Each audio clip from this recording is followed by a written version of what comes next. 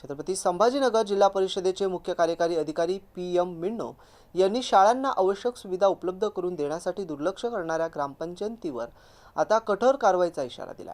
जिल्हा परिषद आयोजित शिक्षण विभागाच्या बैठकीत त्यांनी हा स्पष्ट संदेश देत शिक्षकांच्या विविध शैक्षणिक आणि प्रशासकीय प्रश्नावर महत्त्वपूर्ण निर्णय घेतला आहे। छत्रपती संभाजीनगर जिल्हा परिषद आयोजित शिक्षण विभागाच्या बैठकीत मुख्य कार्यकारी अधिकारी PM मिण्णो यांनी शाळांना आवश्यक सुविधा पुरविण्याकडे दुर्लक्ष करणाऱ्या ग्रामपंचायतींवर कठोर प्रशासकीय कारवाईचा इशारा दिला। शाळांना पायाभूत सुविधा उपलब्ध करून देणे ही ग्रामपंचायतीची जबाबदारी असून त्यात हलगर्जीपणा करणाऱ्यांवर कारवाई केली जाईल असं त्यांनी स्पष्ट केलं।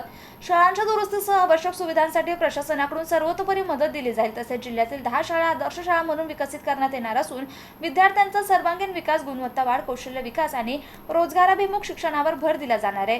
बैठकीत शिक्षकांच्या विविध शैक्षणिक आणि प्रशासकीय समस्यांवरही चर्चा करण्यात आली असून त्यांचे तातडीने निराकरण करण्याच्या सूचना संबंधित अधिकाऱ्यांना देण्यात आल्या।